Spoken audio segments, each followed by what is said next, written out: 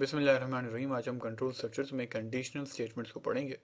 Conditional statements ये होती हैं कि अगर आपका प्रोग्राम अगर एग्जीक्यूट हो रहा है और किसी लाइन पे है तो आप किसी सर्टन कंडीशन के ऊपर आप कोई काम कर सकते हैं। आप उस कंडीशन के ऊपर मिसाल के तौर पर एक सर्टन लाइन नंबर पे जा सकते हैं। तो जब भी आपका प्रोग्राम जो है एक सर्टन कंडीशन जो है उससे ट्रांसफ़र ऑफ कंट्रोल हो तो हम कहेंगे ये स्टेटमेंट जो है कंडीशनल स्टेटमेंट है। अब कंडीशनल स्टेटमेंट बहुत सी किस्म की हो सकती है। मिसाल के तौर पर आप एक प्रोग्राम बना रहे हैं जिसके अंदर जो है आप यूज़र की एज को चेक करते हैं। अगर एज उसकी अगर ग्रेटर देन मिसाल के तौर पर 5 है तो आप स्कूल में इसको एडमिशन दे देते हैं। अगर ग्रेटर देन 5 नहीं है तो आप स्कूल में एडमिशन नहीं देते। तो अब ये जो प्रोग्राम है जहाँ पे आप एज को चेक करते हैं तो यह क्या है, कंडीशन है। बेस इस कंडीशन की बेस के ऊपर इस कंडीशन की वजह से जो रिजल्ट आएगा उसके हिसाब से आपका प्रोग्राम आगे की तरफ एग्जीक्यूट करेगा। अगर एज ग्रेटर देन 5 है तो वो एडमिशन देगा स्कूल के अंदर, और नहीं है तो स्कूल में एडमिशन नहीं देगा। इसी तरीके से आप सोच सकते हैं कि मिसाल के तौर पर हमारे पास एक मेन्यू हो, जैसे कि आमतौर पर हम देखते हैं किसी एप्लीकेशन में हम गेम स्टार्ट करते हैं तो हमारे 4 या 5 या 6 ऑप्शन होते हैं, जिसके अंदर जो है एक ऑप्शन ये होता है कि मिसाल के तौर पर कि कौन से लेवल पे जाना है आपको, फिर डिफ़िकल्टी का ऑप्शन होता है, और फिर कौन सा ट्रैक सेलेक्ट करना है, और कौन सा जो है आपका गाड़ी सेलेक्ट करनी है मिसाल के तौर पर रेसिंग की। तो क्या मेन्यू होता है जिसमें से आपको कोई ना कोई डिफरेंट ऑप्शन सेलेक्ट करने होते हैं। उन ऑप्शन की सिलेक्शन के ऊपर प्रोग्राम आपका आगे एग्जीक्यूट करता है। तो ये प्रोग्राम जिसके अंदर कंडीशंस हो और उन कंडीशंस की बेस पे प्रोग्राम का फ्लो चले, इनको उन सारी स्टेटमेंट्स को हम कंडीशनल स्टेटमेंट्स कहते हैं। इसमें सबसे पहले जो हम पढ़ेंगे हम ऑन गो टू स्टेटमेंट पढ़ेंगे। या ऑन गो टू स्टेटमेंट बहुत ही आसान स्टेटमेंट है। ये कहती क्या है? ये कहती है कि मिसाल के तौर पर कि अगर आप इनपुट कर लें ऑप्शंस, ठीक है, ये एक आपने ऑप्शंस एक वेरिएबल ले लिया एक्स, ठीक है। अब इसमें जो भी वैल्यू आएगी, ये मैं इसको क्या करता हूँ, ये लाइन नंबर 10 हो गई, 20 हो गया, 30, 40 एंड 50।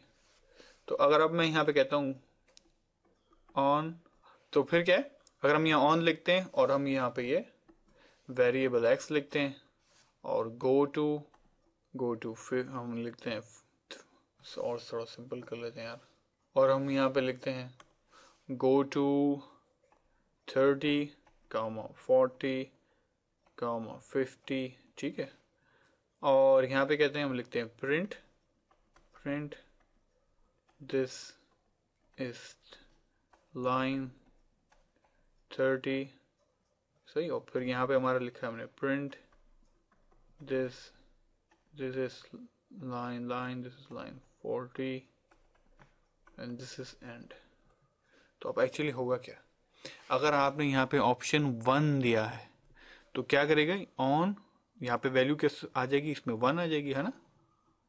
तो गो टू स्टेटमेंट के बाद जो आपने यहाँ पहला लिखा होगा उसके ऊपर जो भी लाइन नंबर यहाँ लिखा होगा वो उस पर कंट्रोल चला जाएगा, यहाँ कंट्रोल आ जाएगा। लेट्स सपोज अगर मैंने यहाँ पे इनपुट जो है 2 दिया है तो क्या हुआ, ये 2 एक्स में चला जाएगा। तो ये गो टू स्टेटमेंट के आगे जाएगा, देखिएगा ये 1 है, फिर देखिएगा ये 2 है। अच्छा, 2 पे कौन सा लाइन नंबर है, 2 पे लाइन नंबर 40 है, तो कंट्रोल कहाँ चले जाएगा, 40 पे चले जाएगा। इसी तरीके से अगर मैं यहाँ पे इनपुट x के अंदर 3 देता हूं तो क्या होगा, ये 3 की वैल्यू क्या होगी, x में चली जाएगी, और क्या होगा, वो गो टू के बाद जाके देखिएगा 1 2 3, और 3 पे जाके लाइन नंबर देगा, लाइन नंबर क्या 50, फिर जाके प्रोग्राम में देखिएगा 50 का है, 50 यहाँ है, तो कंट्रोल मेरा यहाँ चले जाएगा। तो ऑन गो टू स्टेटमेंट जो है ये सबसे ज्यादा फायदेमंद वहां है जहां पे आपको मेन्यू देना हो यूजर को, ठीक है। आप इसके अंदर x की जगह एक्सप्रेशंस भी लिख सकते हैं, लेकिन हम अब इसको सिंपल रखते हैं। आइए अब हम इसके एक एग्जाम्पल को देखते हैं। तो हमारे पास यहाँ पे क्या एक सिंपल सा मेन्यू है कि जिसके अंदर आपको सबसे पहले क्या करना है, मेन्यू से पहले x और y की वैल्यूज को लेना है। यहाँ पे आपने x की वैल्यू को इनपुट लिया, यहाँ आपने y की वैल्यू को इनपुट लिया, और फिर आप क्या कर रहे हैं, यूजर से चॉइस ले रहे हैं, या तो आपको ऐड करवाना है या आपको सब्ट्रैक्ट कराना है। जो यूजर क्या होगा, n के अंदर क्या होगा, उसकी चॉइस आ जाएगी, 1 आएगी या 2 आएगी। और फिर क्या होगा, अगली लाइन नंबर 40 पे क्या है, ऑन एन गो टू 50, 60। अगर आपने यहाँ पे 1 दिया होगा तो क्या होगा, वैल्यू n में क्या आ जाएगी, 1 आ जाएगी, और गो टू के बाद जाएगा वो पहला जो होगा ना, पहली चीज जो होगी 1 जो होगा। जैसे ये मिसाल के तौर पर गो टू के बाद दो चीजें ना, एक 1 है और एक 2 है, यानी 1 के अंदर लाइन नंबर 50 है और 2 के अंदर लाइन नंबर 60 है। तो अगर 1 होगा तो क्या लेके देखेगा, अच्छा भाई कौन सा लाइन नंबर, 50 लाइन नंबर है तो 50 पे आ जाएगा, और x प्लस वाई जो होगा वो ऐड करेगा, उसको प्रिंट कर देगा। और अगर यहाँ पे हमने आपने चॉइस 2 दी होगी तो क्या होगा, ये टू n की जगह 2 आ जाएगा, सही है। और क्या, गो टू के बाद 1 2 पे आएगा, 2 पे लाइन नंबर 60 दिखेगा, 60 पे आ जाएगा कंट्रोल, और ये स्किप हो जाएगी लाइन नंबर 50, और ये प्रिंट क्या x माइनस वाई होगा, और x माइनस वाई की वैल्यू डल जाएगी, वो इवेल्युएट होगी, और जो भी वैल्यू आपने डाली होगी सब्ट्रैक्ट होगी प्रिंट हो जाएगी।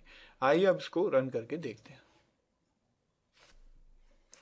तो सबसे पहले हम यहाँ करेंगे x की वैल्यू डालेंगे, लेट सपोज मैं डालता हूं 10, और y की वैल्यू डालता हूं मैं 5, और मैं ऑप्शन सेलेक्ट करता हूं 2।